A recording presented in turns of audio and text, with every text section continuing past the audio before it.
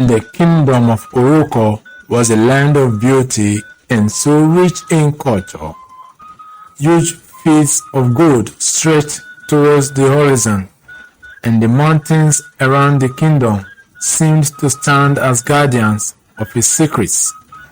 At the heart of this kingdom stood a grand palace, with tall ivory towers and a very beautiful gate that spoke of the kingdom's rich history.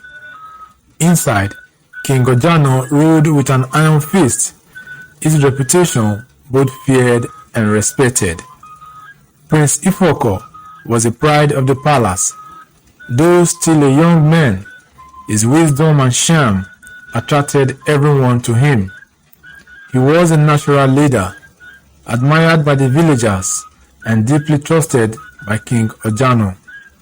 The king had taken great care in raising Prince Ifukor, teaching him the ways of the kingdom, the strategies of war and leadership, but unknowingly to anyone, King Ojanor had secretly planned to make his other son, Okoki, the next king of Orokor. One day, the palace was very lively with different activities. Drums pounded in the distance, and the villagers were so excited as they prepared for their annual festival, one of Orokor's most cherished traditions. Prince Ifukor stood at the palace balcony, watching the scene below with a smile. Beside him stood King Ojanor. With the singing, dancing, and merriment all over the place, a visitor would be tempted to remain in Orokor forever. The festival was a sight to behold. The marketplace was alive with vibrant colors, the air filled with the sweet aroma of roasted yams and the sound of drums that would make even an old man be tempted to dance. Children ran around in excitement, their laughter waving through the melodies of the songs.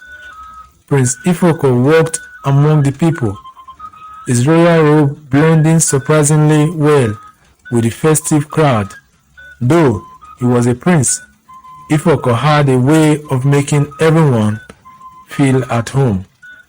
As the festival continued, Ifukor returned to the palace to join King Ojanor for the evening grand feast. Both of them sat at the head of the long banquet table, surrounded by noblemen, warriors, and visitors. The hall was lit with oil lamps that cast a warm glow over the walls, adorned with carvings of Orokor's history.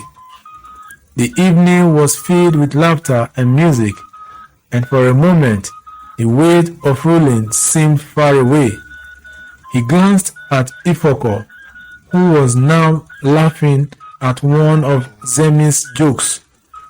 Zemi was a smart palace guard who is always full of jokes that can make anyone laugh and forget their pain.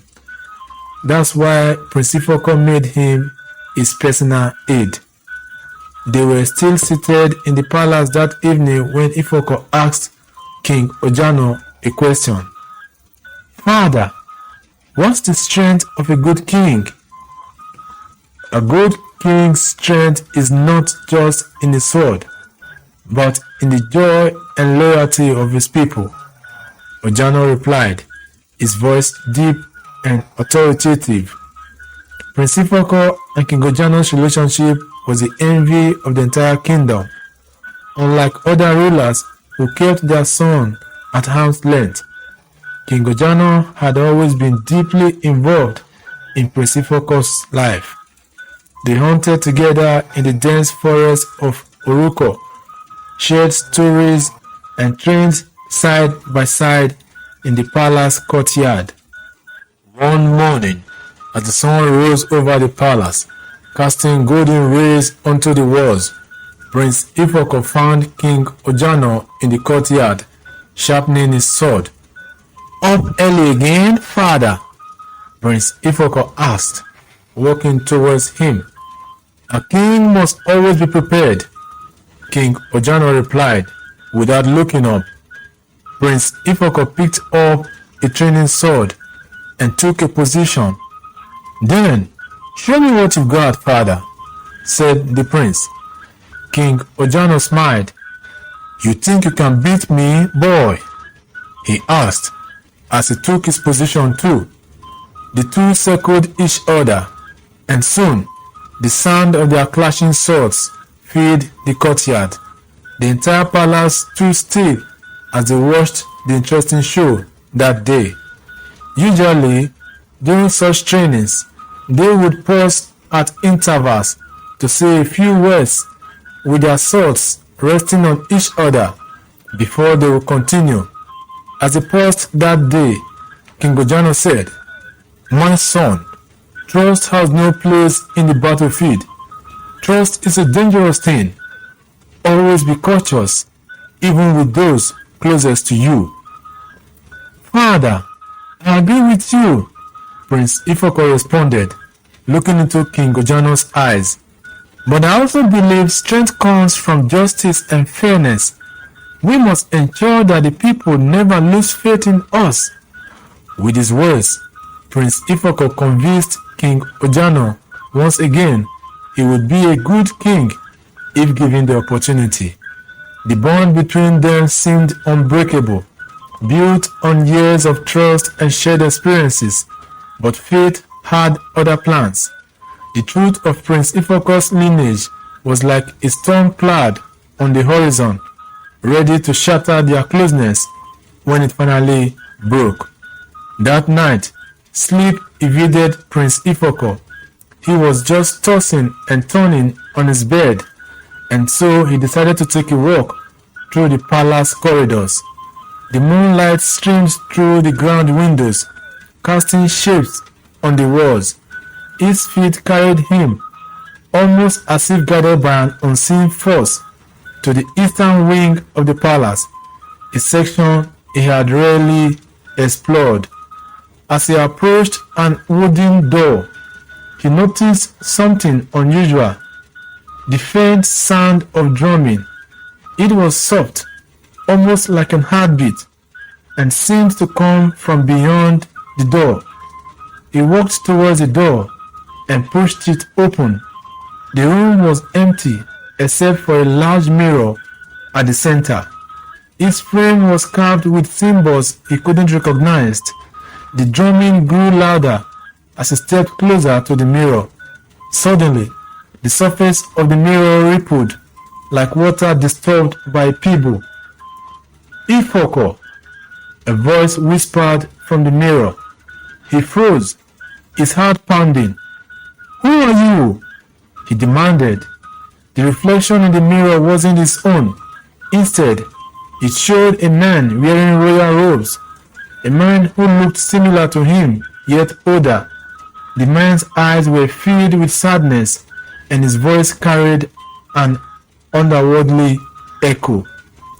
"Aram King Obadiah," the figure said, "the true King of Orokor, and I am your father."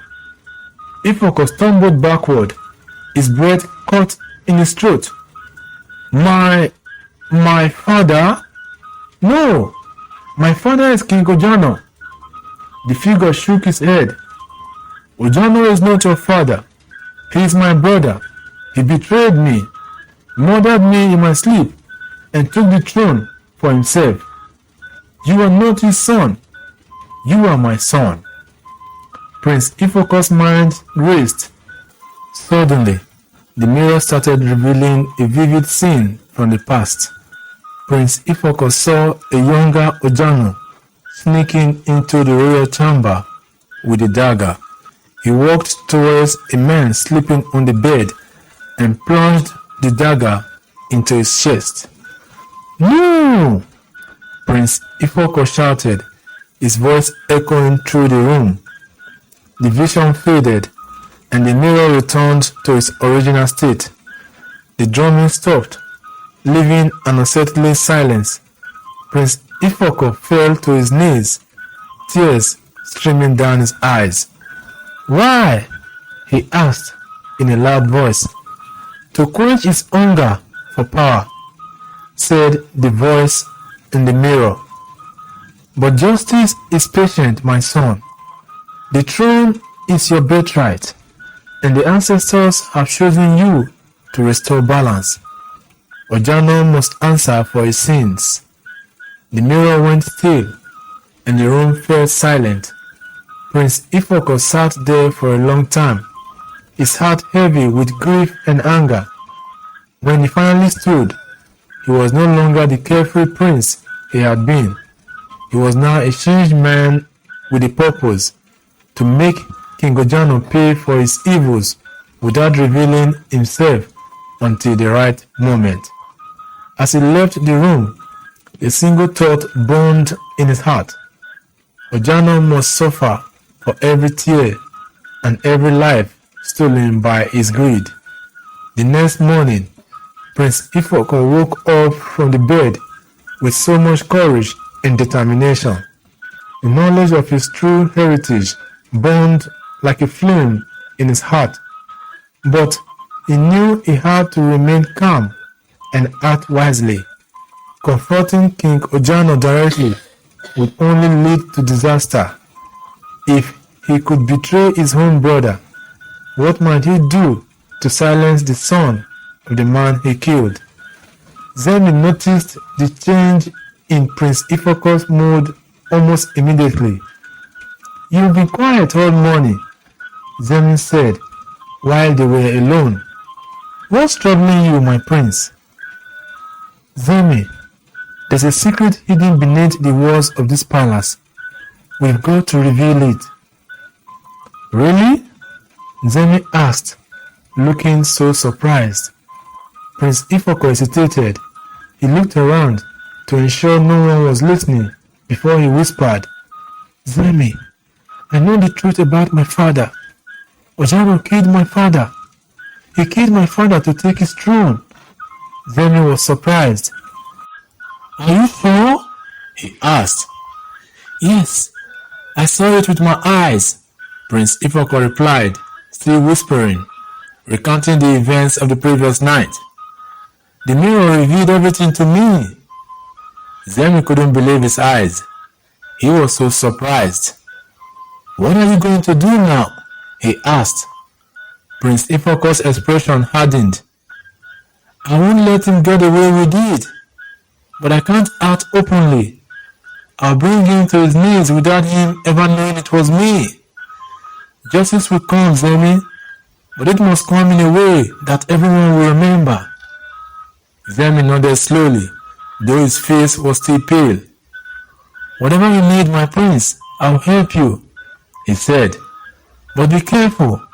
King Ojanor is very powerful, and he won't hesitate to strike if he feels threatened." One moonless night, Prince Ifukor and Zemi crept into the room where the throne was. Armed with chalk and a handful of ash, they drew symbols on the walls, symbols that looked like ancient curses. They carefully scattered ashes in a tray leading to the throne, as though a spirit had walked through that room. The next morning, King Ojanor's roar echoed through the palace. "Who dares defy the throne room?" He screamed in anger, his eyes blazing with fury. The palace priests were summoned to interpret the symbols.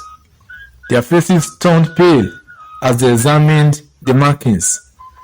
These are signs of an unsettled spirit," one of them stammered. "It seems the ancestors are angry, my king." King Ojanor's hands trembled as he clutched the arms of his throne. "Angry? At what?" he asked. The priests exchanged uneasy glances before one of them said, "Perhaps there's a sin from the past that needed cleansing, my king." King Ojanor's face turned red, but he quickly dismissed the priests and gave orders for the markings to be scrubbed away. Yet, the fear in his eyes lingered on. Over the next few weeks, Prince Ifukor escalated his plans. He began leaving small objects around the palace. A broken crown on King Ojanor's bed and letters written in a shaking hand, signed with the name Ojanor. The king had nightmares almost every night. Servants whispered they could hear him shouting in the middle of the night. In one of the nights, the servants heard King Ojanor screaming, "No! Leave me alone! I did what I had to do!" Meanwhile, before the king, Prince Ifukor continued to play the role of the dutiful and caring son. "Are you feeling well, father?" he asked one morning. King Ojanor waved him off. "I'm fine, Ifukor. I only need some rest," he said. But Prince Ifukor could see he wasn't saying the truth. The king looked so scared. The mighty king who had once seemed unshakable was now a shadow of his former self. The once mighty King Ojanor, who had commanded armies and ruled with an iron fist, now sat trembling in his throne. The whispers of betrayal and the haunting symbols in the palace had turned his nights into torment. He grew suspicious of everyone around him, his guards, his advisors, but Prince Ifukor, ever the clever one, continued to play his role perfectly. Each morning he greeted King Ojanor with a respectful bow, offering advice and companionship. The king saw Prince Ifukor as his only source of solace, never suspecting that the boy he trusted most was orchestrating his misery. One evening, King Ojanor sat quietly on his throne with so much fear when the chief priest arrived with the troubling news. "My king," said the chief priest, bowing slowly, "a famine has struck the northern village. The people are demanding answers, and it seems the ancestors are punishing the kingdom." King Ojanor slammed his fist on the armrest of his throne. "The ancestors! Always the ancestors! What do they want from me now?" he screamed in anger. The messenger hesitated and then said, "There are also whispers that the throne is cursed, my king." "What?" King Ojanor screamed with anger while slamming the armrest of the throne again. "Who said so?" "My king, you need to put away your sword," said the chief priest. "Let justice, equity, and truth flourish in this kingdom." As King Ojanor laid on his bed, he heard a faint whisper in the darkness, "Ojanor, murderer! Ojanor, murderer!" He got up from his bed, sweat dripping down his face. "Who is there?" he shouted, but there was no response. Little did he know it was Prince Ifukor who had staged the whispers. King Ojanor's anger got to his peak. He began to accuse his closest advisors of plotting against him. Loyal servants were imprisoned. The palace became a place of fear, and the once thriving kingdom of Orokor began to crumble under the weight of his king's madness. Meanwhile, Prince Ifukor continued his subtle attacks. He organized secret meetings with village leaders, promising them aid and using them to hold King Ojanor accountable for the kingdom's troubles. The villagers, destabilized by the famine and disappointed by King Ojanor's behavior, began to speak openly against him. One day, during a council meeting, a brave elder stood up and addressed King Ojanor directly. "My king, the people are suffering. They say the throne is cursed, and your silence on this matter only fuels their fears. Perhaps it is time to say the truth." King Ojanor's face turned red with anger. "Truth? What truth? There is no curse!" he shouted, his voice echoing through the hall. From King Ojanor's reaction, everyone in the hall that day knew there is more to the issue than they can see. That night, As Prince Ifukor and Zemi continued with their plan, they got to a dark corner of the palace where people rarely go to. Zemi became scared, and that was when he asked, "My prince, are you sure you want us to go ahead?" "Yes," Prince Ifukor said boldly, and they continued. Suddenly, King Ojanor awoke to the sound of heavy footsteps in his chamber. He sat up, his heart pounding, and he saw a shadowy figure standing at the foot of his bed. "Who is there?" he demanded, his voice shaking. The figure stepped closer, and King Ojanor's blood ran cold. The ghost figure said, "You thought you could escape the truth, but the ancestors see everything." King Ojanor screamed, falling out of his bed and crawling backward. "It wasn't my fault," he cried.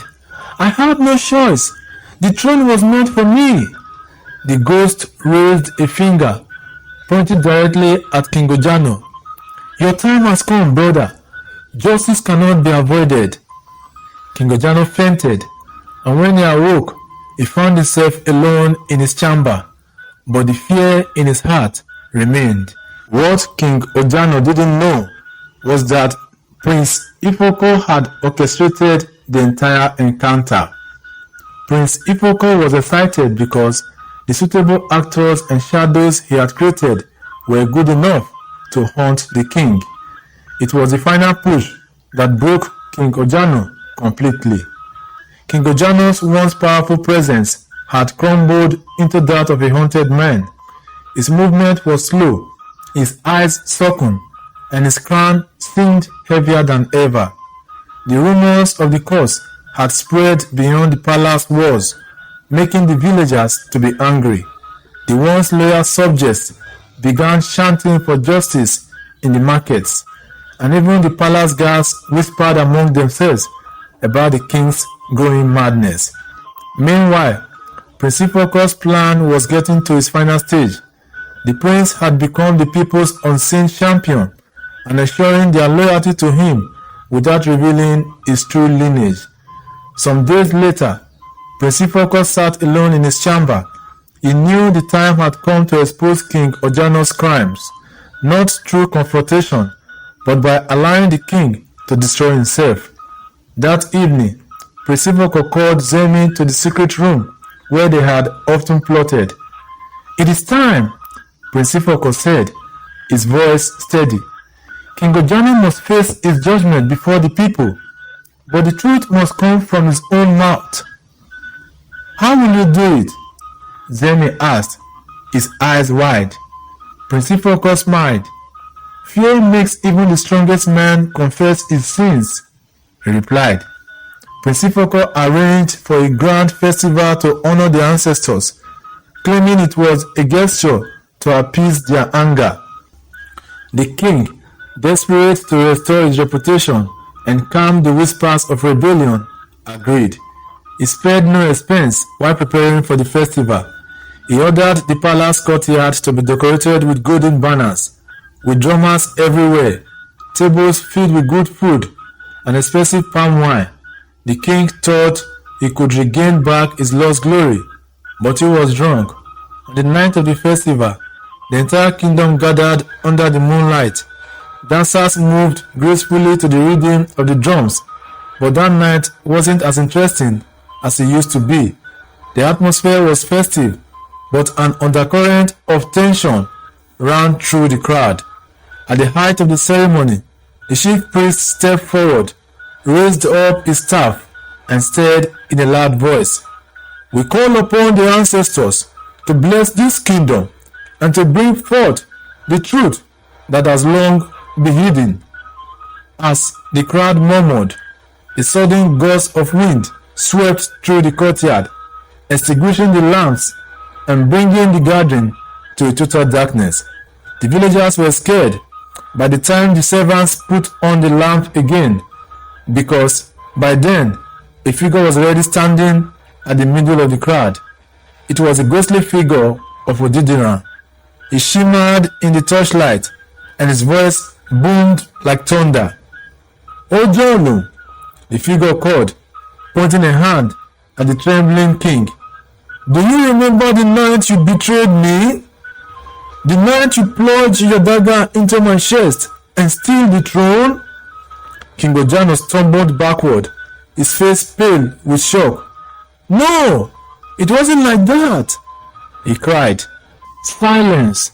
the figure screamed. "You have ruled with lies and bloodshed. Now, confess your sins before the ancestors and the people." The villagers were filled with anger. They shouted, demanding the truth.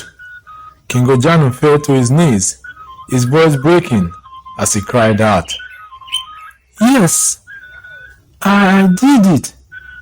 I killed my brother. I wanted the throne. I had no choice." The confession sent shockwaves through the crowd. People screamed, some in anger, others in disbelief. The drummers stopped their drumming, and a suffocating silence fell over the courtyard. Suddenly, the light went off again, and by the time it was restored, the ghostly figure was no longer there. Unknowingly to the crowd, the scene was an illusion created by Prince Ifukor and Zani, using smoke, light, and an actor who bore a striking resemblance to Ojanor. Ojanor's confession marked the end of his reign. The villagers stormed the palace gates, demanding justice. The royal guards, once loyal to the king, turned their backs on him. Prince Ifukor stepped forward, his voice calm but commanding. "The ancestors have spoken. Ojanor is unfit to rule. Let him face the judgment of the people." The crowd roared in agreement, and Ojanor was dragged from the throne. His crown was shattered, and he was cast into the dungeons, left to rot in the same darkness he had created for others. With Ojanor dethroned, the Kingdom of Orokor entered a new era, with the villagers very grateful for Prince Ifukor's bravery. Finally, Prince Ifukor was made the king, and he spent the next few years rebuilding Orokor, earning the trust and respect of the people. As for Ojanor, he lived the rest of his days being haunted by the ghost of the brother he had betrayed. This time, the real ghost, and every night, the faint sound of drums echoed through the palace, reminding the kingdom that justice, though delayed, always prevails. The story of King Ojanor was passed on from generation to generation. It taught the villagers to be contented with what they had and not to be envious of their neighbor's possession. People also learned from the story to be careful how they go about the revelation of hidden truth. They also learned that no matter how hard someone tried to hide the truth, it will definitely come out one day. Finally, the villagers were also charged to be careful who they share their problems with, for sometimes those you share your worries with are the ones behind the problem. For more interesting stories, please subscribe to this channel. Kindly like, share, and comment on our videos.